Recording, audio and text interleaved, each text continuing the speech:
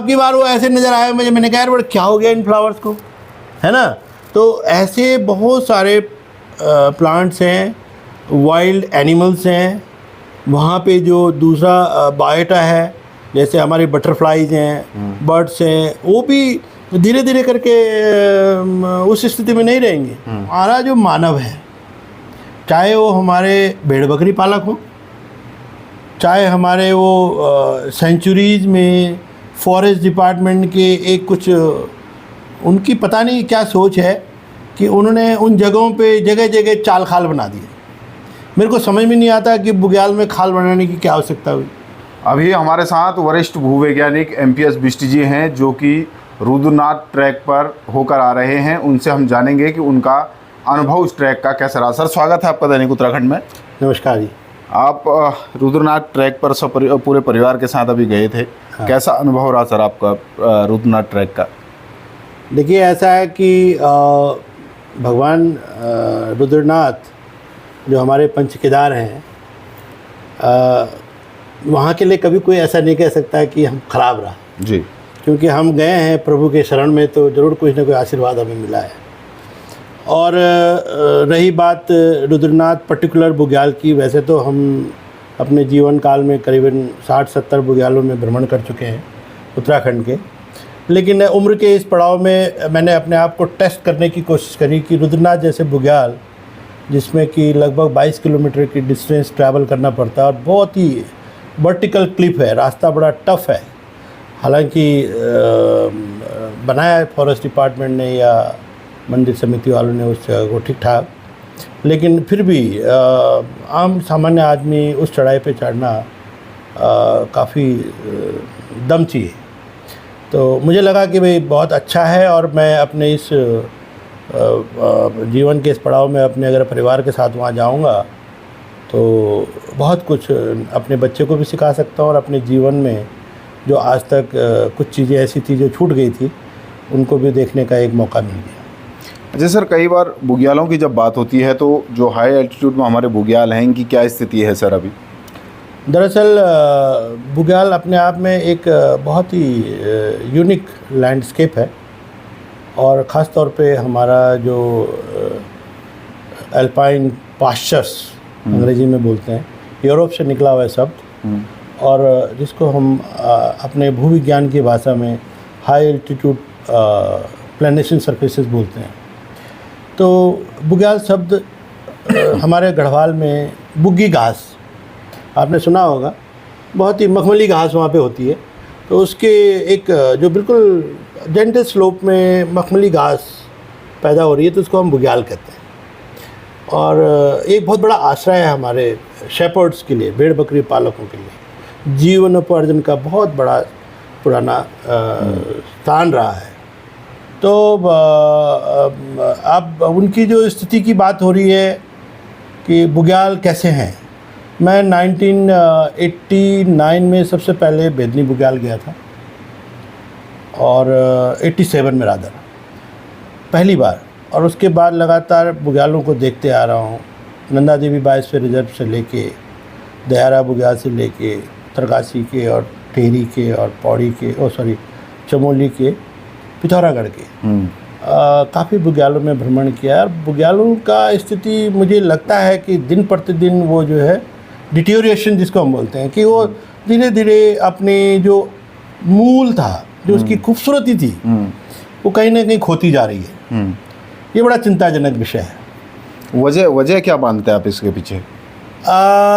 सामान्यतः हम लोग जब वजह की बात करते हैं एज ए जियोलॉजिस्ट, क्योंकि एक प्राकृतिक प्रक्रिया का रूप है।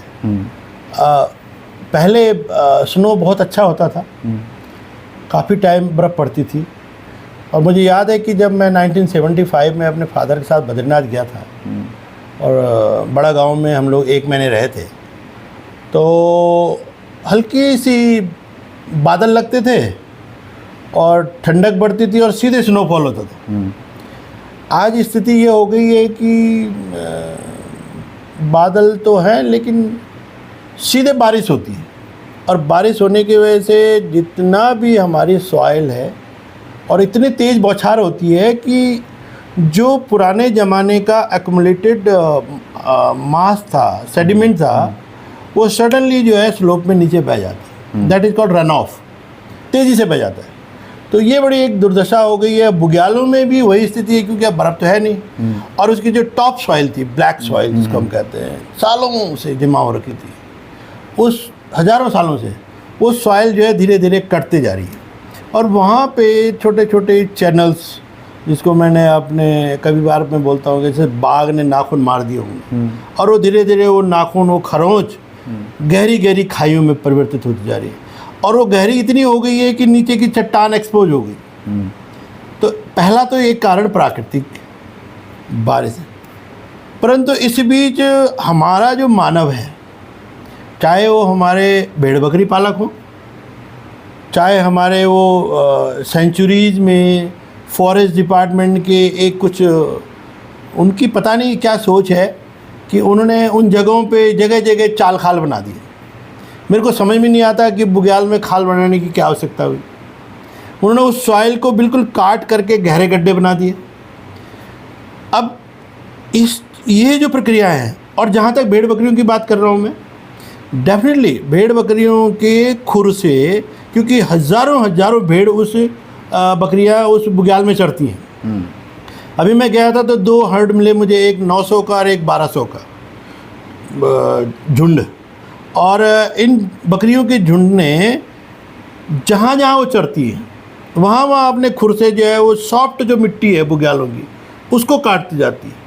और वो धीरे धीरे करके हम लोग एक हम जियोलॉजी की भाषा में बोलते हैं ग्रेजिंग टेरेसेट्स, यानी कि छोटे छोटे कट्स बन जाते हैं।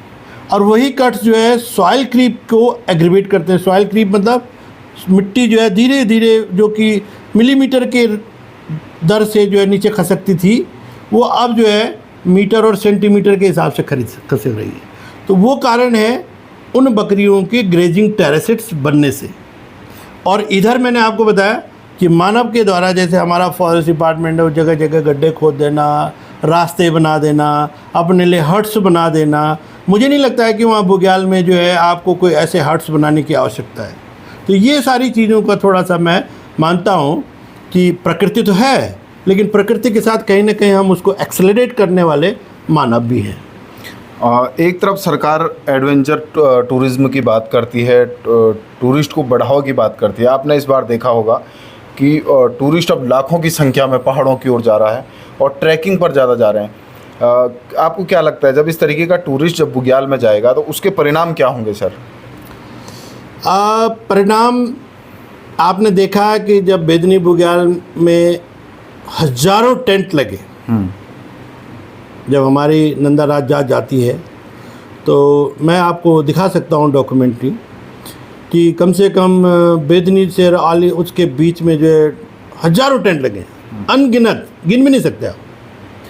और यही हाल जब आप आजकल केदारनाथ में जाते हैं, तो जो केदारनाथ से लिंचोली वाला पार्ट है, कभी आप उसको देखिए, और केदारनाथ तक सेटेलाइट के हिसाब से देखना चाहें या ड्रोन के हिसाब से देखना चाहें, तो एक भी स्थान ऐसा नहीं है जहाँ पर आप खुला नंगा पाँव रख सकें। इतना जब पॉपुलेशन प्रेशर होगा तो भाई उस धरती का क्या होगा। स्वाभाविक है, वहाँ उतने गड्ढे बनेंगे, उतने टेंट के लिए। मैं तो कहता हूँ कि माउंटेनियर्स को टेंट पिच करने के लिए नाली बनाने की भी आवश्यकता नहीं है। नाली बनाने का मतलब होता है कि अगर आपने 1 इंच सॉइल को उस ज़मीन से काटा, जिसको बनने के लिए कम से कम 200 से 1000 साल लगते हैं 1 इंच सॉइल बनने के लिए, परिपक्व सॉइल, और उस सॉइल को आपने हल्का सा अपने टेंट लगाने के लिए 6 इंच खोद दिया चारों तरफ, तो ये एक बड़ा नुकसानदेह है।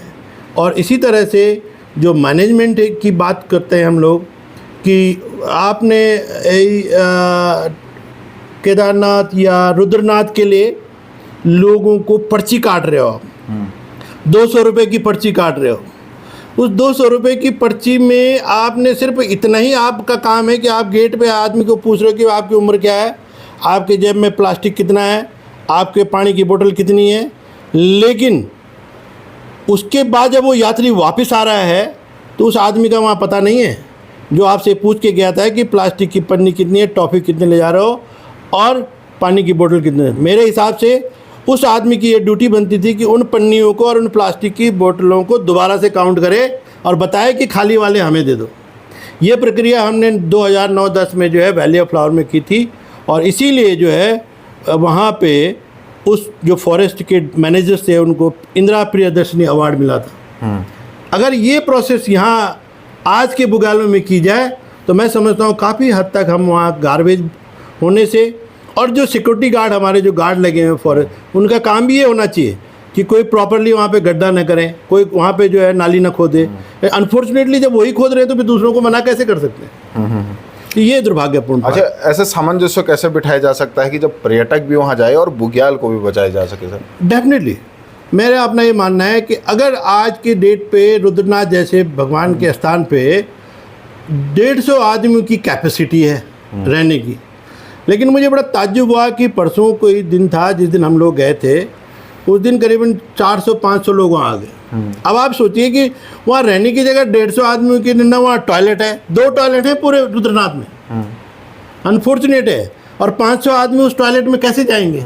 तो डेफिनेटली वो जो हम लोग कहते हैं कि भगवान का जो बगीचा है या उधर जो फ्लावरिंग बेल्ट है उसमें लोग उसको बर्बाद करेंगे। पानी की स्थिति है कि वहाँ पानी पीने का नहीं है। तो जब आप मैनेजमेंट की बात कर रहे हो तो सबसे पहले अगर आप 150 आदमी को भेज रहे हो पर्ची काट के, तो आपकी एक रिस्पॉन्सिबिलिटी बनती है कि उन 150 आदमियों के लिए सारी सुख सुविधाएँ या उस तरह के उनके लिए एक मैनेजमेंट हो। अगर वहाँ पे टॉयलेट बनाना है तो प्रॉपरली हो, इंस्ट्रक्शंस हो उनके लिए, या उनके लिए वहाँ पे पानी पीने के लिए हो, पानी पीने के लिए नहीं है, उनके लिए टॉयलेटरीज नहीं है, उनके लिए मेडिसिन्स नहीं है। रास्ते में मतलब कोई अगर किसी का घुटना टूट गया, आप यकीन मानिए कि रात को 12 बजे एक यात्री का पाँव टूट गया, मुड़ गया, और वो था क्या कहते हैं उसके लिए पितृधार में। तो हमने जो है ल्यूठी से एक नेपाली लड़के को भेजा, रात को 12:30-1 बजे उसको लेके आया, 2 बजे तक वो वहाँ पहुँच के आया ल्यूठी में। तो ये स्थिति है। तो ये कहीं ना कहीं हमारे लैक कर रहा है सिस्टम का, कि हम अगर इस तरह की यात्रा और यात्राओं का मैनेजमेंट करेंगे तो बहुत ही मेरे ख्याल से नुकसानदायक होगा। एक चीज़ आपने पूछा था कि भाई कैसे हम इन बुग्यालों को संरक्षित कर सकते हैं और क्या हम कर भी सकते हैं कि नहीं कर सकते।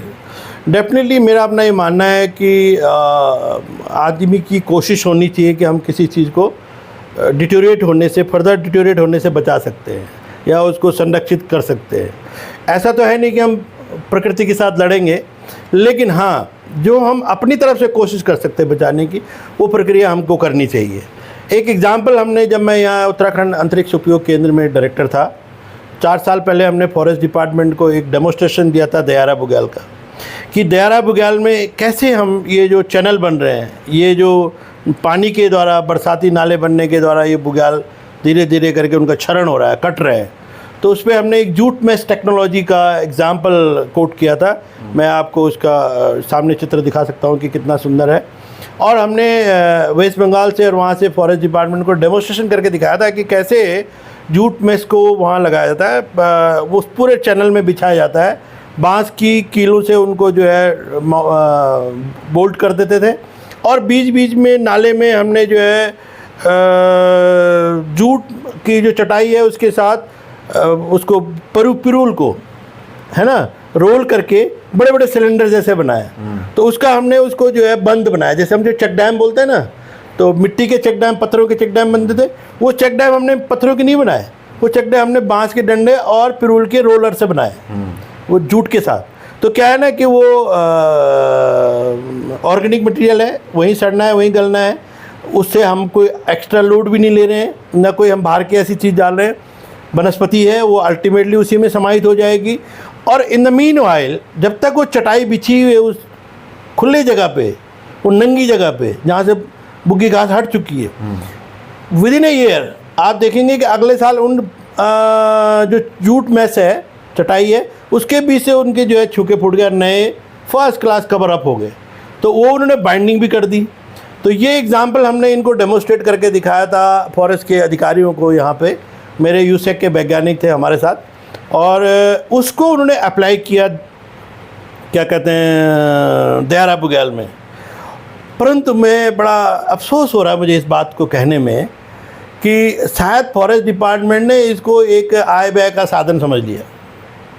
मैं साफ कहूँगा इस बात को, क्योंकि जब इसकी रेप्लिका उन्होंने औली दयारा के छोड़ के अन्य बुग्यालों में किया, ठीक है, और यहाँ भी मैंने देखा कि इन्होंने पन्नार के बुग्याल में इन्होंने इसको इम्प्लीमेंट किया। तो क्या फॉर्मेलिटी की है उन्होंने, उसके बानगी आप उन चित्रों से देख सकते हैं। तो मुझे बड़ा दुख हुआ कि यहाँ भी चटाई तो बिछाई है, लेकिन कैसे बिछानी चाहिए वो ना बिछा करके एक फॉर्मेलिटी जैसी कर दी, और वो बजाय उसके वो चटाई भी गई और वो नाला और गहरा होता गया। दूसरा सबसे बड़ा ड्रॉबैक उसमें ये है कि जब आप उस चटाई को बिछाते हैं, उस जूट मैश को बिछाते हैं, तो ये strictly forest guard, game guard की ड्यूटी बनती है कि उसके ऊपर ना कोई बकरी जाए, ना कोई घोड़ा जाए, ना गाय भैंस जाए, नहीं तो क्या होगा, उनके खुर से वो जूट ख़त्म हो जाएगा, कट जाएगा। तो अगर आपने उसको प्रोटेक्ट किया उससे, और जो कि ड्यूटी फॉरेस्ट गार्ड और गेम गार्ड की है, तो आपका अगले वर्ष में जो है उसके अंदर से सुंदर हरी घास हो जाएगी, अन्यथा वो बिल्कुल वेस्टेज ऑफ मनी है। अच्छा सर, इसी तरीके से बुग्यालों में पर्यटक जाते रहा, अगर मैं सरकार इस ओर ध्यान नहीं देती है, तो आने वाला वक्त क्या लग रहा है आपको? देखो, एक तो कहते हैं ना कि करेला ऊपर से नीम चढ़ा, एक तो प्रकृति मार रही है ऊपर से, है ना, कि बारिशें की हालत ये हो गई, इस साल इतना टेम्परेचर हो गया कि हरे हरे घास भी जो है खड़े खड़े सूख गए पेड़। मेरे बाहर देखो यूकेलिप्टस के, सॉरी उसके अशोका के 4 पेड़ इतने बड़े थे, 10 फीट 11 फीट के, वो बिल्कुल सूख चुके हैं। ये स्थिति प्रकृति की है, जबकि हमारे घर के पास हम पानी भी डाल रहे हैं। तो वहाँ क्या स्थिति होगी, वहाँ के जो फ्लावर्स है, वहाँ के जो साइकिल है नेचर का, वो बिल्कुल बिगड़ जाएगा। अब आप देखें कि जो फ्लावरिंग सिस्टम है वहाँ पे, मैं करीबन 10, 15, 20 किस्म के फ्लावर्स का फोटोग्राफ लेके आया, लेकिन वो इतने हेल्दी नहीं है जब पहले होते थे। मतलब अगर एक फ्लावर बोलते हैं मार्स मैरीगोल्ड, बहुत ही सुंदर पीला, जहाँ जहाँ नमी होती थी वो बढ़िया सा कमल के जैसे पत्ते होते थे, डीप ग्रीन के। लेकिन अब की बार वो ऐसे नज़र आए, मैंने कहा यार बड़ा क्या हो गया इन फ्लावर्स को, है ना। तो ऐसे बहुत सारे प्लांट्स हैं, वाइल्ड एनिमल्स हैं वहाँ पे, जो दूसरा बायोटा है, जैसे हमारे बटरफ्लाइज हैं, बर्ड्स हैं, वो भी धीरे धीरे करके उस स्थिति में नहीं रहेंगे। जहाँ हम सोचते थे कि, मेरे को अच्छी तरह से याद है कि ये पनार की धार से लेके और आपका रुद्रनाथ तक कम से कम हमें जो है जो भरल है उनके हर्ड मिलते थे भुरल के, और 20-20, 30-30 के हर्ड मिलते थे। इस बार बड़ी मुश्किल से, बमुश्किल 5 एक जगह दिखाई दिए और 10 एक जगह दिखाई दिए, पूरा रास्ते में कहीं दिखाई नहीं दिए। तो कहीं ना कहीं इसका इम्पैक्ट वाइल्ड लाइफ पे भी पड़ रहा है, क्योंकि तब लोग, अब जब पॉपुलेशन बढ़ेगा, अब जब मैं 1985 में गया था तब तो पॉपुलेशन बहुत कम था, लोग जाते भी नहीं थे, रेयर होता था। आज जो है 400, 500 जा रहे हैं, तो स्वाभाविक है वो जानवर भी वहाँ से भागेंगे, वो थोड़ी आएंगे उनके पास। तो ये एक समस्या है जी। Thank you. दैनिक उत्तराखंड से बात करने के लिए बहुत बहुत धन्यवाद आपका। बहुत बहुत धन्यवाद सर। आपके सभी श्रोताओं को मेरा नमस्कार। भगवान रुद्रनाथ, भगवान बद्रीनाथ, केदारनाथ की आपके दया बनी रहे। ये था हमारे साथ MPS बिष्ट जी हैं, भूवैज्ञानिक हैं और अभी रुद्रनाथ ट्रैक से होकर आ रहे हैं। उनका कहना है जिस तरीके से लगातार पर्यटकों की आवाजाही बुग्यालों में हो रही है, कहीं ना कहीं ये चिंता का विषय है। सरकारों को चाहिए कि इन बुग्यालों में कैपेसिटी सिस्टम होना चाहिए, जो इसके नियम हैं ये फॉलो होने चाहिए, नहीं तो आने वाले दिनों में ये बड़ा खतरा भी बन सकता है। देहरादून से दैनिक उत्तराखंड के लिए मनोज चौहान।